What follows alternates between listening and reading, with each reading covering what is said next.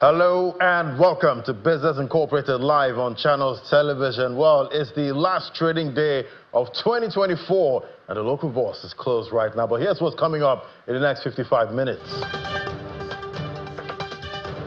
As investors brace for 2025, we get an outlook for Nigeria's economy.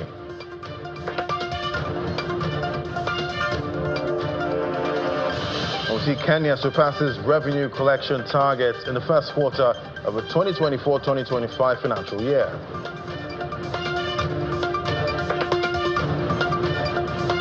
Plus, natural gas prices rise as much as 20% on expectations for colder than usual January on the East Coast.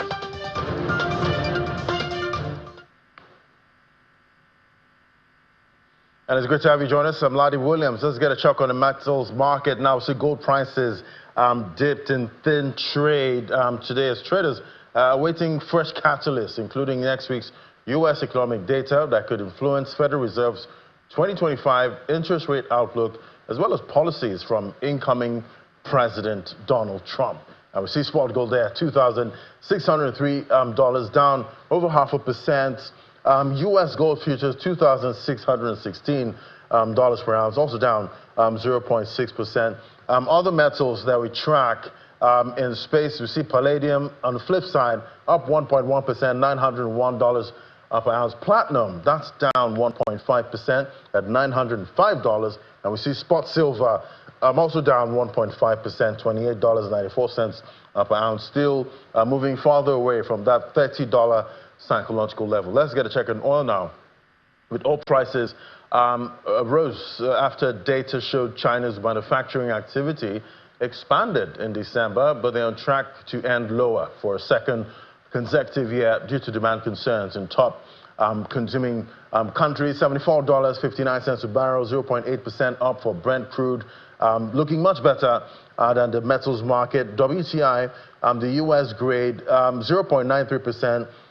Both looking to end 2024 quite strong, and we know Brent declined about 3.2%, while WTI was down about 1% previously. But we're seeing the bulls pushing back prices up. Let's see if this holds for the end of trade today.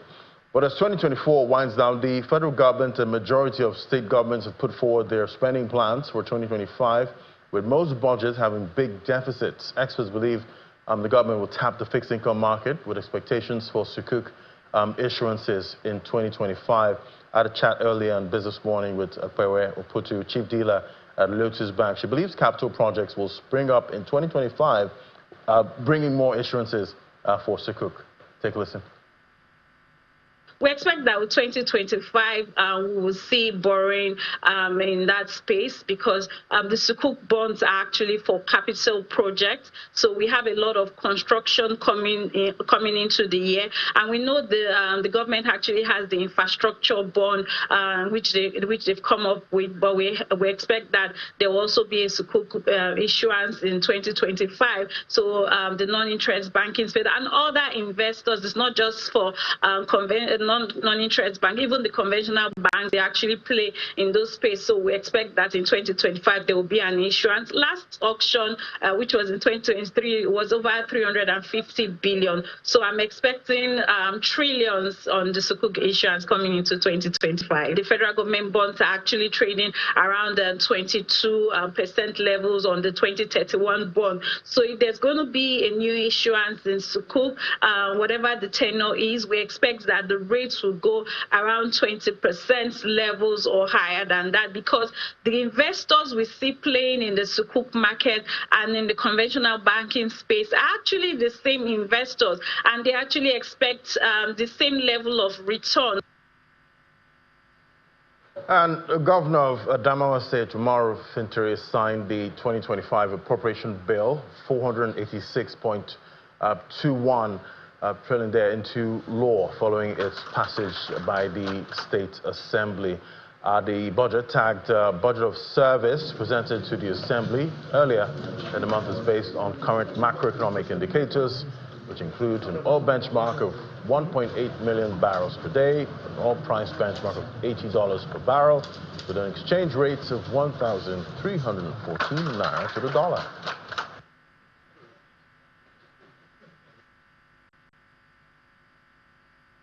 Thank the House of Assembly for their support and cooperation in seeing that they are always by the policy and program of the state so that Adamawa can move forward.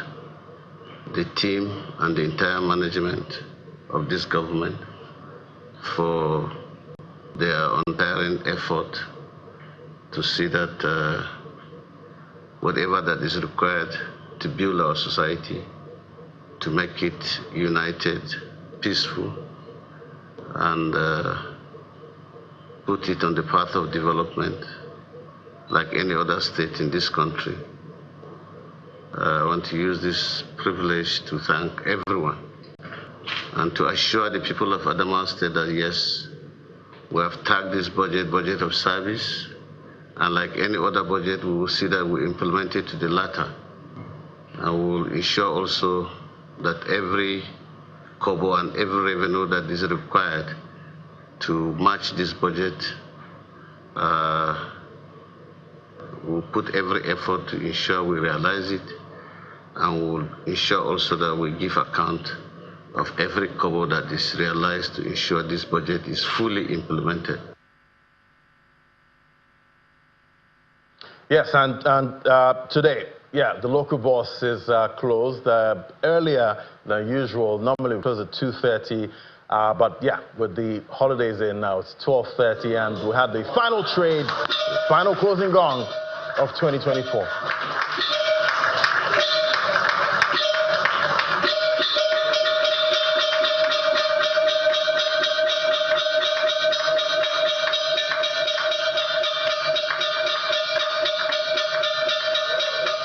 Fantastic, and we have our very own Willie Bong. She's not here in the studio today, but she's over there, right there at the NGX. Will, I don't know if you can hear me. You might have to unmute. I see your mouth moving, but I can't hear you. Okay, let's try it again. So, can you hear me now? Okay, all right. Okay, so I guess we're having network issues there with getting Will to give us a feel of what played out for this final trading day with the closing gong ceremony at the NGX. I can tell I'm sure the energy was charged there at the trading floor, but it didn't end in the green. I guess no surprise there, but let's bring in Will now. Will, how's it looking there? I know you were present there for the closing gong ceremony. Talk to me about the energy on the floor. Laddie, good afternoon. It's good to talk to you from this side of the exchange and not in the studio. Just looking at the energy on the floor today, you can see the excitement on the faces of the stockbrokers and the market players and the regulators that were present. It's the general consensus here was the air was filled with optimism because 2024, according to them, is tagged as a year that was great for the capital market, great for the stock market, and a lot of returns in this year was recorded in this year. And so the air was, was thick with excitement, and you could see it on their faces, and they couldn't wait, for 2025. And I'm sure you said the market closed in the green. It's a brainer because we've seen a lot of movement, price movement in stocks, and that has really pushed the market up. And so the energy, I could feel the heat. I'm hot here, laddie. It's really hot here. Right, and I guess maybe that might give us a pointer to what we could expect in 2025. Maybe a new level for the all-share index, or maybe a pullback. Oh, for market players, the people I spoke to, the regulators and some of the dealers in the market, they see the market because one of the things they drew out was that the SEC is the leadership of the NGX is comprised of people who understand the market, who know the market, who feel the pulse of the market, and not just someone who is an outsider. So they see a lot of things happening in 2025, positive outlook for the market in terms of policies and regulation of the market. They see the market being driven in a way that companies are listed, especially with the fact that the SEC leadership has asked companies to start, posting the company earnings on their websites. So they see it as a positive thing for the market, because if the general public can actually access the financials of these companies, it draws a lot of confidence in these companies. You'd be able to check the market out yourself and to be able to buy into the market and not being told about what to do, but know how to trade the market yourself. So it is a lot of positivity for 2025. Outlook is not dim at all, Laddie. All right, definitely. We're looking forward to it. That's tomorrow. And Will, I guess I'll see you in 2025. Thank you so much. Oh, of course, you see me in 2025. All right, so that was it. Willie Bong there. She was on the trading floor for the closing gong ceremony at the NGX. And yes, that was the last trade for this year, 2024. And as she said, everyone's optimistic about what's coming in 2025, and we'll definitely be looking out for that. Well, we see Nigeria, Africa's largest economy, is at a pivotal moment in its economic journey as the country grapples with various challenges ranging from global economic uncertainties to internal structural inefficiencies. There's a growing need to reflect on recent developments and project the path forward. Joining me for this now is Damilare Ashimi, who's a macro strategist at AfriInvest. Compliments of the season. Good afternoon, Laddie. Glad to be on this show on the very last day. Always great to have you. And yeah, we had the last trading day today. We had Willie Bong give us a sense of how it was right there with the energy on the trading floor. So for you, they say the stock market is the barometer of the economy, of any economy at this point. And we've seen the all-share index do really well in 2024. So, talk to me about, the economy in 2024 and what we've seen play out in Nigeria's stock market. Well, so let me start by saying that shall I say, the belief that the stock market is a barometer to assess the economic health is not really something that is cast in stone, because largely the Nigerian market performance has detached from the economic reality.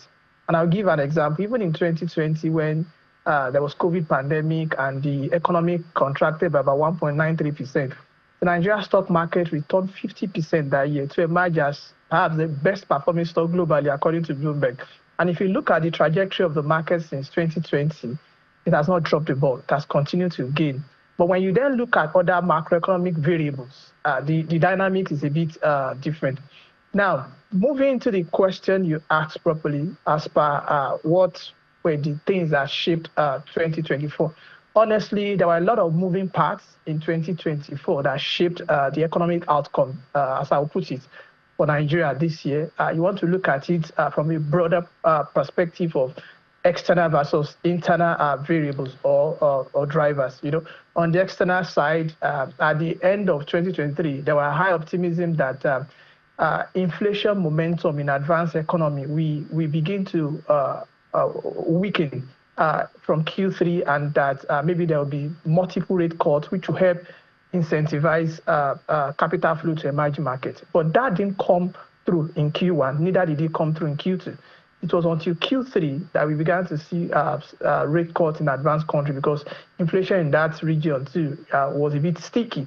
And the negative effect of that is the amount of capital flow that emerging markets were able to attract, even with high rate, was not as substantial as it should be. Yes, for instance, Nigeria is on course to posting its largest FPI flows, I think, since 2019 or so. As of 9 months, we have done more than $6 billion, so which means we are likely to surpass the level we had in the last 4 or 5 years. But we are still not going to be hitting that 2019 level where we have FPI's attraction of about 23.9 billion. So meaning that the delay in inflation moderation in advanced countries affected us a bit. Plus the fact that there were escalation of geopolitical tension. Late 2023, there was an attack on Israel, and that was the beginning of a crisis that has spanned more than a year. That affected supply chain, that affected prices of energy goods, and the ripple effects told on the local market as well. Now, when you then look back at domestically, what are those major factors that shaped the year? Honestly, you want to look at how we have performed from the budget, because that's the biggest fiscal variable you want to consider. From the budget side, the NTF data shows that revenue challenge remains. Debt service outshoots the pro rata level. We have about, I think, budgeted 8 trillion debt service to do this year at a pro rata of 8 months of about 5 trillion. But we have done 7 trillion debt servicing as of that time. But when you then look at capital expenditure, we budgeted about 9 trillion expenditure around capital. Pro rata for the 8 months should have been around 6 trillion. But we have only been able to do slightly above 3 trillion. So meaning that the capital component of our budget, which should have catalyzed the economy, we have only done about 1/3, if I put it that way. So by and large, it's been a challenging year, especially on the fiscal side. And the effect of that is, the jacking up of our debt profile, going from 97 trillion to 134 trillion as of H1. If you estimate the recent Eurobond and other debt number that the government has secured, we might be heading towards around 140 trillion. But that does not mean there are also no upside development this year that are, encouraging. The breakthrough in having a refinery in Nigeria for several years is a thing to cherish. Yes, it could be argued that the refinery we are having, the one we first had, is a private one. But of course, the government also supported that initiative to succeed. And again, we are also hearing news of the state-owned refineries in both Port Harcourt and Warri coming upstream. So these are some of the positive highlights. But by and large, it depends on the side of the divide you belong to. But for most citizens, honestly, the effect of exchange rates, inflation, which some of it are ripple effect of legacy challenges as well as imported inflation.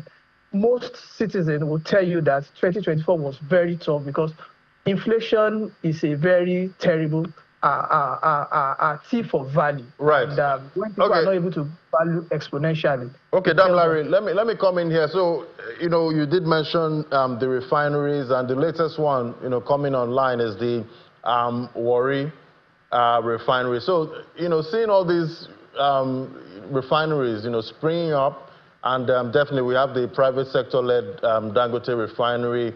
Is this telling us we're going to have energy security going into 2025? Well, we still have to contextualize it, right?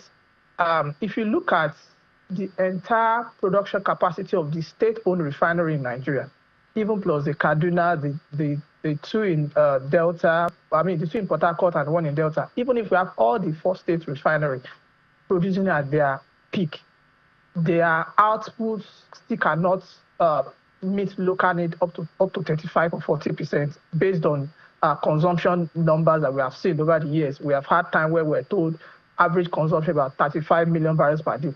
So, but it's a good thing we are having it. Now, where we will have had respite is the Dangote, because the Dangote refinery, if it's able to produce or deliver output at its optimum capacity, it will not only fully meet local demand, but it will also have sufficient export to other African countries. So by and large, if there's a coordination, because the situation Nigeria is finding itself around energy, we are not even at risk of energy unavailability, except we deliberately inflict that on ourselves. So if there's a coordination between the government and the private sector that now own a refinery, and there are so many modular refineries that are coming upstream. So if there is that coordination and everybody is allowed to play fairly in the market, there is no deliberate hindrance to whether the private or the government-owned one, we shouldn't have problem of energy availability.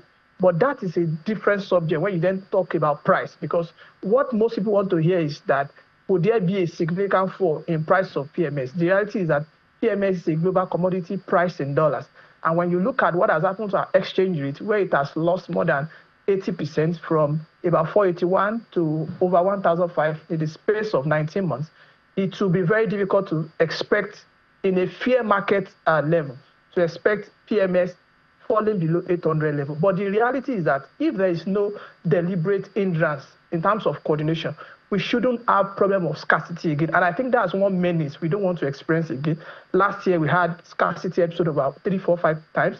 This year, we had it like 2 times. So we now have local refinery that can guarantee us supply. So that's the good news I think we currently have for now. But as regards price, we are still going to deal with energy price around this level because of FX exchange rate dynamics. Yes, I guess what would be good news to many consumers now is to see those PMS prices actually come down, maybe sub 500 or something. That would definitely be great. But talking about high prices, inflation, we've seen food inflation definitely did get as high as 40%.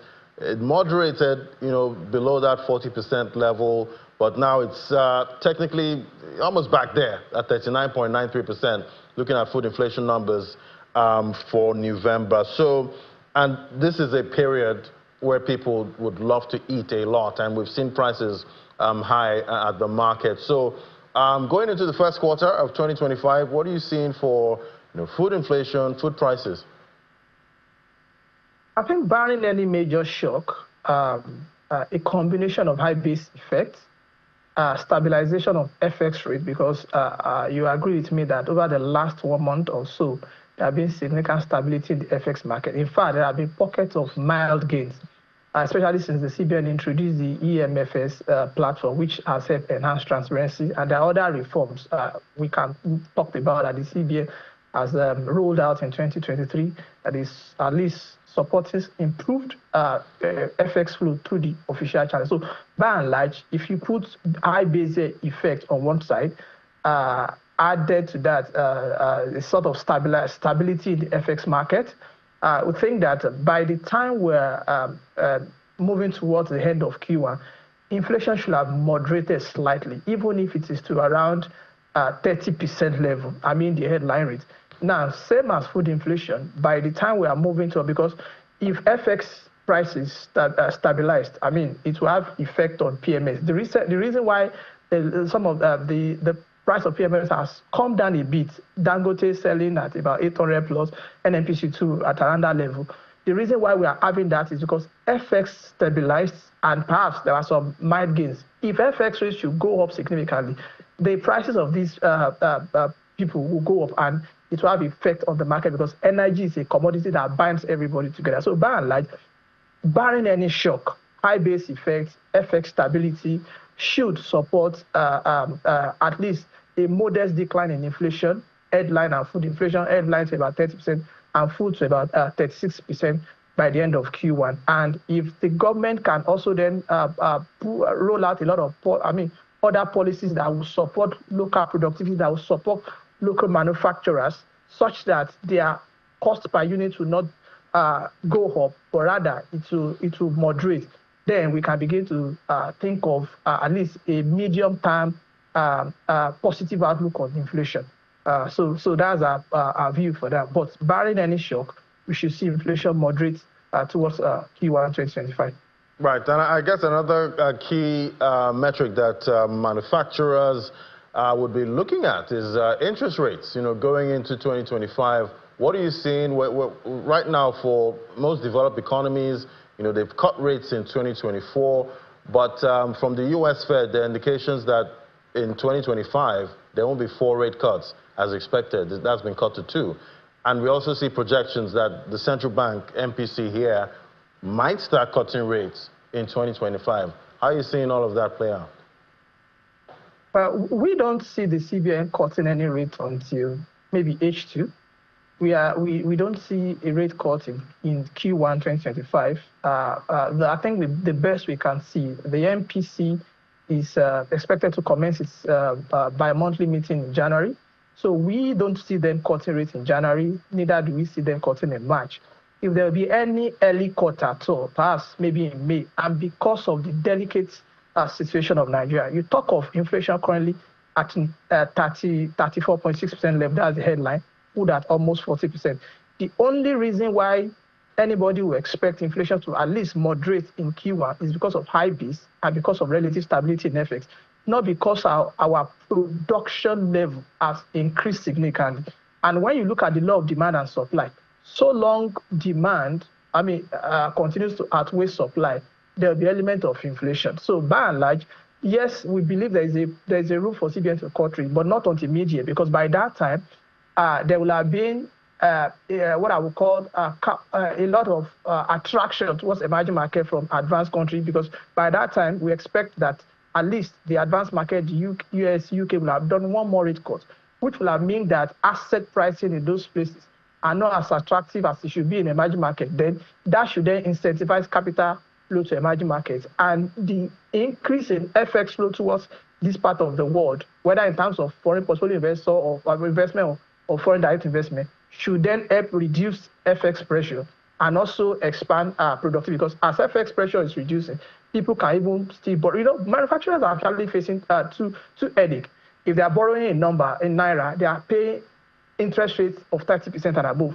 If they are to import using dollar, they are putting down too much of Naira to get a unit of dollar. They need to put down 1,000, 1,000. So it's a double whammy. So if one of the pressure points is moderated, at least, or moderates a bit, let's say the FX, then this guy can be able to produce at a relatively reduced average cost, and this will have effect on exchange rate and inflation. But this is not something that can play out within a week or a month. So that's why we feel that even if there will be any room for rate cuts, on the basis that advanced economy would still do at least one more rate cut in H1, then there won't be any negative trigger locally to drive prices of commodities like energy up again sharp. Then we might begin to see respite, because by the time we are moving towards H1, all things being equal, based on our Moja projection, headline inflation should have been moderating towards 27% level. And at that point, the CBN might have the incentive to say, let's reduce the MPR a bit, even if it's by 25 or 30 basis points, to begin to signal long-term rate cuts. But even if there will be any rate cuts in 2025, cumulatively in the base case, it won't even exceed 150 basis points. That is the level of delicate the Nigerian economy is playing with in 2025. But we believe we can get it right, and we can have a positive 2025 performance in all sectors. Right, and it's quite incredible. We've done about 850 basis points rate hikes. That's in 2024, and hopefully it gets lower, going into 2025. But you did mention FX, and some would say the Naira weakening is a major cause of the problems we've seen so far with PMS prices, with inflation, and imports at this time. So our foreign reserves now, that stands at about a bit over $40 billion right now. At what point do you think we should start looking at pegging the Naira at a particular rate that works for everybody at this point, and what kind of reserve we should have to actually make that happen? Because we've had all the arguments about pegging the Naira and all of that, and not having enough to defend it. So what do you see going forward? At what point do we peg? I think that's a very interesting question. But if you look at the policy objective of this administration, as well as the body language of this current CBN governor, I'm not sure Nigeria want to consider pegging the exchange rates anytime soon because of the effect. Now, you talk about the current level of our foreign reserve, about 40 billion or so. That's gross reserve. Nobody as of today, maybe except the CBN governor, is very clear on what the net reserve level is. And the implication of that is the ability of the CBN to supply the market adequately. We did a study last year, which we captured in our banking sector report. And what we saw is that on average, in the years between 2007 and 2014, CBN supply to the market in terms of FX supply is in the 40 billion level region. Post that time, there was never any time annual CBN supply, intervention, injection, whatever you want to call it, into the market there was never any time after 2014 that injection reached 30 billion. What that means is that there has been constrained supply. Now, this is happening at a time where one, FX value, exchange rate is depleting, and also population and demand is growing. You will have expect that for an economy like Nigeria that is still not very self-sufficient, that we import a lot, injections should still be very healthy up to that. Towards the level we used to have when we have stable exchanges. So because we don't have clarity on what the net FX reserve is, and also because of the fact that the CBN currently have also not been able to anchor inflation the way it wanted it. So I think it will be very risky. And if you look at some of the inflows to the reserve this year, they are from what I would call inorganic sources. The CBN have rolled out a lot of OMO bills this year at very attractive rates. The last OMO auction under the last CBN governor was priced at about 11%. The last OMO auction in Nigeria per 365 days was priced in the region of 23, 24%, meaning that it's a cost. It's not cheap dollar. Also, we are getting dollar from bilateral loan, World Bank approval, Eurobond. The last Eurobond, the 6.5, the 10-year was priced at about 8 point something and 9 point something. Those are not cheap dollar. The sort of cheap dollar that could have given the CBN the confidence that, you know what, we're pegging the FX rate at 1,003 and we'll ensure adequate supply to back up that sort of pricing, will have come from if we're able to ramp up our oil production. I have argued with people that if Nigeria is able to ramp up its crude oil production to above 2.1, 2.2% level, especially at a time like this where we now have local refineries, from net inflows from crude oil alone can overshoot 30 billion, which would then mean we have strong reserve. Not to talk of what we then expect from remittance, what we then expect from foreign portfolio investment. But because we have not even strengthened the organic sources, because the organic sources are inflows that come without any price. If we sell crude oil and we earn money, it is net inflow. Nobody's going to take that from us. Nobody's going to buy it. Some of the dollar loan we acquire or we have gotten, they are project tied. Yes, we hear the numbers, but the money can only be used for specific purpose. And until the need for that purpose arises, in terms of maybe there are plannings on ground, the CBN cannot use it. So that's why I said the net position of the reserve will give a clearer picture of whether the CBN can say, oh, we want to peg the FX. But what we think the CBN is doing, which we think they will continue to do into 2025, is to continue to intervene in market to temper aggressive demand-supply imbalance. And as long as they do it, and the fiscal side too corroborate by helping to remove some of the bottlenecks that are affecting the organic sources, then things will be better. If we can ramp up crude oil production, and also we can support the manufacturing sector to be exporting, we can revive our tourism sector.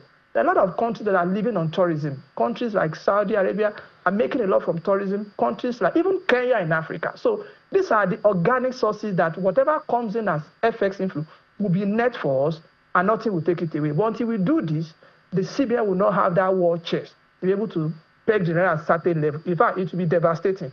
The long-term consequence will be worse than what we experienced in the last 19 months if they do so now without our organic FX sources coming to life.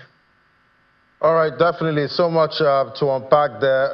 Tomorrow will be, all of us will all be in 2025, and we'll see how it plays out. And with definitely with the right policies, we can make all our dreams a reality for this economy. Thank you so much. That was Damilare Ashimi, who's the macro strategist at AfriInvest. Thank you for coming on today, and compliments of the season.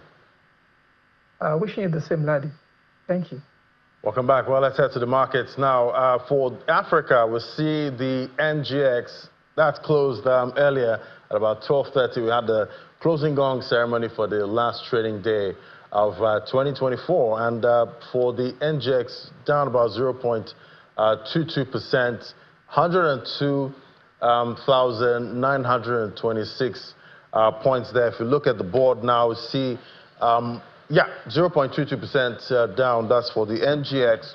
For South Africa, 0.52%, 84,382 points there for the market there for South Africa. Then other markets we track, In Africa, let's look at North Africa. That's the NGX 30. That's doing pretty well, 0.96%, 29,606 points.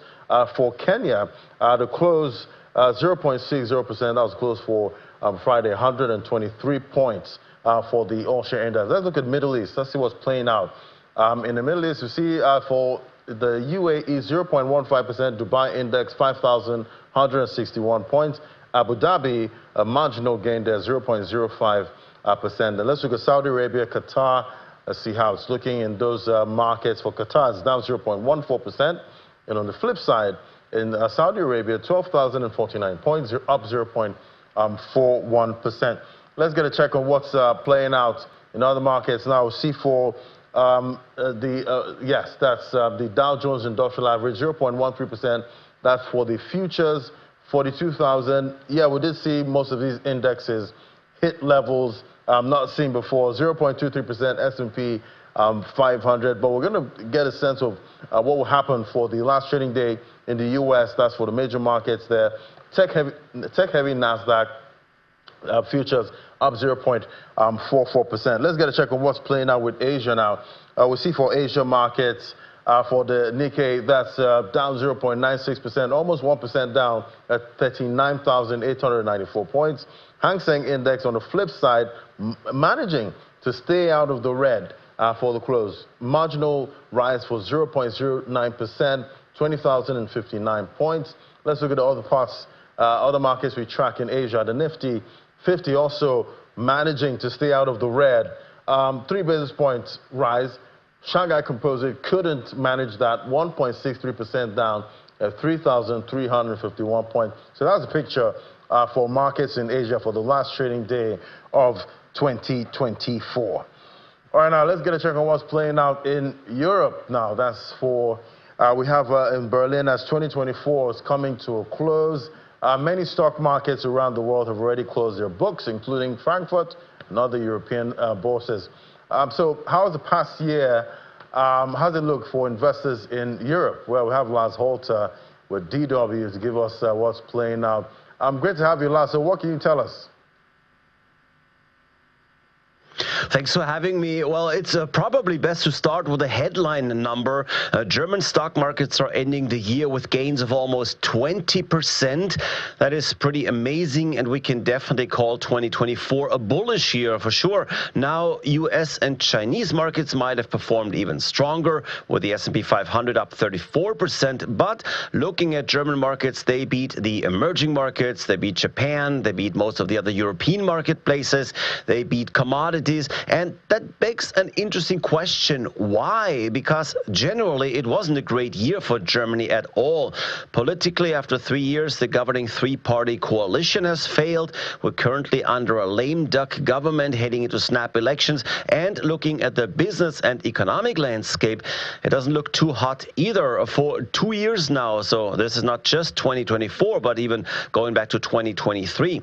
We've had our quarters alternating between minimal GDP growth and GDP shrinkage. So you could say we've been going in and out of a recession. Now, as to why markets are so strong, there is some optimism that Germany will find a way out of the current crisis. And since stock markets tend to reflect expectations of the future, that would explain possibly these tremendous gains.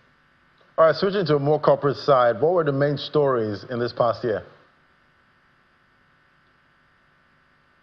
Sadly, they're all pretty much downers. This past year was dominated by businesses worrying about their future, by high energy prices that are threatening to drive some companies out of Germany even, and by companies desperate to cut costs. And some of those companies can be found in the auto industry, which was obviously one of Germany's leading international industries. In 2024 now, all that went wrong in that sector became all too obvious. Brutal competition from China has wreaked wreaked havoc on Volkswagen's numbers. For example, the company used to be the biggest car maker in the world, and it's currently no more than a shadow of its former self. Tens of thousands of jobs were on the line until just days ago. 3 plants are in a limbo. So again, those bright numbers we saw at the stock exchange, with the DAX climbing to an all-time high of over 20,000 points just a few weeks ago, they don't reflect the reality of most companies. So are there any winners at all, or are all of these market gains based on optimism? There are definitely some big winners. First and foremost, Rheinmetall, that is Germany's biggest defense contractor. That company grew so mightily that it qualified for the DAX blue chip index for the first time ever. And then it was the strongest performer in that index too. A big winner, Heidelberg Cement, as costs rose for building materials. The cement company's profit margins went up significantly. But, both these winners, it's really hard to look at them as purely a success story, because the defense contractor is obviously strong because of Russia's ongoing war in the Ukraine, as well as the U.S. questionable support of NATO under a new Trump administration. So in short, the company's doing well because we're living in dangerous times when you look at it from a geopolitical angle. As for that cement company, good for them that they're raking in the dough, but building costs are up in Germany and other parts of Europe, and that's bringing along major difficulties as well. So if you ask me, was 2024 a good year? I guess it's a yes from investors on the trading floor, but things haven't been going well in the real world. Right, definitely. The traders had a lot of fun in 2024, depending on what you invested in. Thank you so much, Lars Holter, for giving us details there, what's played out in Europe. All right. To other stories now. See, the national government has surpassed its revenue collection target. That's in Kenya by about 10.2 billion Kenyan shillings in the first quarter of the 2024-2025 financial year. Between July and September, the National Treasury revealed it collected 702 billion Kenyan shillings against a target of about 691.9 billion Kenyan shillings.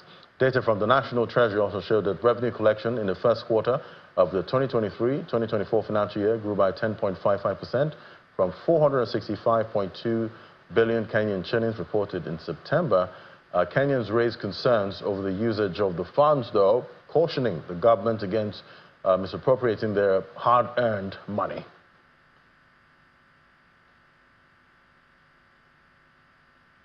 All right, so now to our next conversation. We're going to be looking at coal. And, due to advocacy by environmental groups and other stakeholders, coal is widely regarded as a major contributor to pollution and global warming. While Nigeria has shifted away from significant reliance on coal, there's potential to revisit its use, given the persistent national power shortages and frequent grid collapses. I think approximately about 13 incidents in 2024. All right, let's talk to Teva Kumeke, that is with FDC. Great to have you, Teva. So is coal back in now for Nigeria? Good afternoon, Ladi. Thank you for having me. Yes. Coal, what you say, I will say is a yes and a no. It's a yes in the sense that Nigeria can place itself in a situation where it can leverage its domestic coal reserve and take care of its power shortages and grid collapse that have become chronic in the past years. Nigeria can do this by adopting cleaner technology, compliance with regulatory frameworks, and reduce the power shortage and grid collapses. This is important because if you look at the global coal consumption, both developed and emerging economies blend the coal or the fossil fuel source of power generation and the renewable sources of power generation. For example, China, which has GDP about $17 trillion, use about 39% of its power generation comes from coal. In the US, which has a GDP of about $29 to $30 trillion, generate about over 4 trillion terawatts of electricity. Out of that, 17% comes from coal. So if we are talking about industrialization, then we cannot neglect the use of coal. So I would say yes to that, which we can blend coal with other sources of energy, power generation. But on the no side, I would say coal cannot be completely accepted because it has a health implication and it also affects the environment. So what I'm advocating for is that Nigeria can balance its use of coal and also renewable energy sources so that the transition to renewable energy will not be distorted. And, talking about coal, now we see coal futures fell about to $125 per ton in December. That's 2024. That's the lowest point since February. And, definitely we know, for a Trump presidency, he doesn't really believe in global warming. So talk to me about how this, is going to impact, the environment. And, we have to, it seems like a delicate balancing act. You want to protect the environment, but you also want to have energy security. How do you balance that? Yeah, with the Trump presidency, the world has moved from a transaction-based to a deal-based global economy. And Trump, as we all know, is a believer of drill, baby, drill, in the sense that he's going to produce U.S. oil as much as possible. So with the coming of Trump, which inauguration is going to be next year, January on the 20th, we are going to be seeing a slowdown in the push for fighting climate change and the move for sustainability. So there are going to be increase in fossil fuel production, and this is going to affect how energy policies are being carried out by different countries. If this happens, then the oil markets will be glutted by oversupply. If that happens, the price of crude oil is likely going to come down.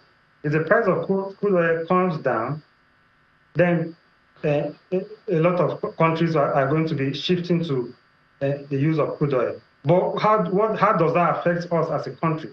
Nigeria depends mostly on crude oil exports, which generates government revenue and foreign exchange payments. So if oil prices goes down, government revenue reduces, and foreign exchange, the pressure continues. Okay. But the most important thing is that coal and fossil fuel combustible energy will be increased because Donald Trump is going to bring a slowdown to sustainability and environmental sustainability. Right. I guess so much to look out for in 2025. But thank you so much, Teva Kumeke.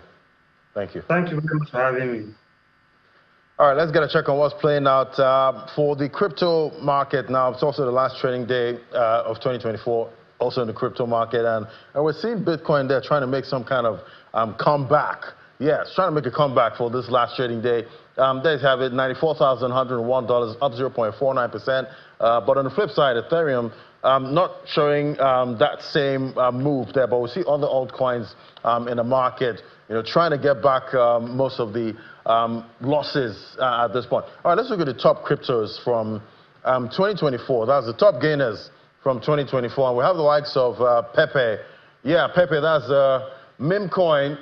It's topping there. If you look at the top 100 coins on CoinMarketCap, 1,364% rise. That's for Pepe. We have all the meme coins.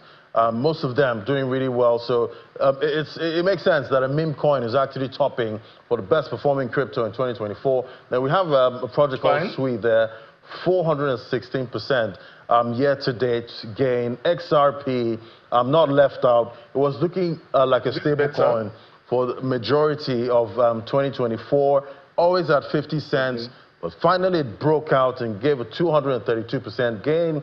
And we know that relationship between Stellar Lumens and XRP, I guess that continues at this point, also giving back 152% gain. There we have the likes of Bitcoin there, the king of all the cryptos, 120%. But a meme coin outperformed Bitcoin this year, 1,364%. Let's bring in Adeni Olokor, who now joining me via Zoom. Great to have you on the show. Compliments of the season. Compliments of the season to you also. So, nice to be here. Yeah, it's great to have you. So I guess no surprises here. A meme coin did about over 1,300% profit in 2024, outperforming the likes of Bitcoin. So I guess it's safe to say, that meme narrative shaped 2024?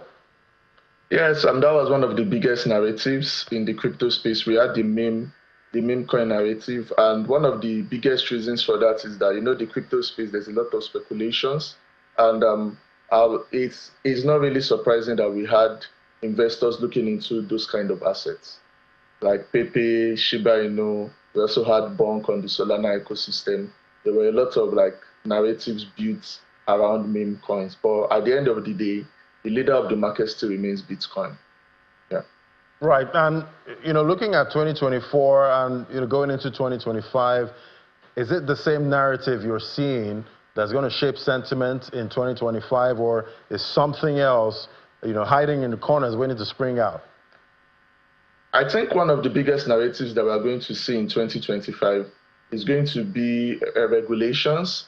With Donald Trump coming in, we finally have, in quote-unquote, a pro-crypto president, and we have a pro-crypto U.S. House of Assembly, and that's going to really shape the regulatory aspect of cryptocurrencies. We're also going to have more investment into ETFs. There are a lot of ETFs that are currently pending approval by the SEC, like Solana, and we're also going to see an evolution in DeFi. We might also see a new trend in terms of gaming, because one of the narratives that shaped the crypto world in 2024, which was not added in the screen, was gaming on Telegram, the Telegram craze, the Toncoin ecosystem. So we are going to see evolutions in those aspects in crypto. Right, and talking about those Telegram games, everyone was tapping, at some point in 2024, but it seems all of that tapping has fizzled out, coming to this time, because most players, seemed like most of them were disappointed with with what they got, from all the hard work of tapping on their phones and almost smashing their screens. Yes, unsurprisingly, when something seems too good to be true, most times it's usually too good to be true. But one of the things that the Telegram games did was that they made cryptocurrencies easy for everyone. I did my research during that period, and everyone, especially in Nigeria, everyone was tapping from Lagos to Kano, from Kano to Maiduguri. Everyone was tapping their screens. So those are the kind of initiatives. If we are looking at crypto adoption, we need to ensure that crypto is made easy for people to understand. And one of the things that those Telegram games have done, even though they don't realize it, is to ensure massive adoption of crypto. We don't have to be speaking big grammar to explain cryptocurrencies. People understand that cryptocurrencies can be used on their gaming device, on their phone, as simple as that, even though they were disappointed with the eventual results. But at the end of the day, platforms like Hamster Combat were able to get over 100 million users. And about 60% of those users came from developing countries, with Nigeria among the top list with about, I think, 27 or 28%. So that shows you the amount of crypto adoption that we got in 2024. Fantastic. I guess we'll all be looking out for what plays out in 2025 with the crypto market. But thank you so much, Denny Oluokoroku, and I'll see you in 2025, I guess. Yes, thank you for having me, and I look forward to the bull run for next year. Yeah. All right, cheers. We'll see. Thank you so much for coming on. So yeah, that's how the last trading day of 2024, that's how it's looking for most of the markets that we track. We'll see the NGX closing out the year in the red, even though it's performed over 30% year to date. So I guess just this last day, the bulls couldn't come out to play. But thank you so much for watching. I'm Ladi Williams from me, the team right here at Channels HQ. Thank you for being with us in 2024, and see you in 2025. Bye-bye.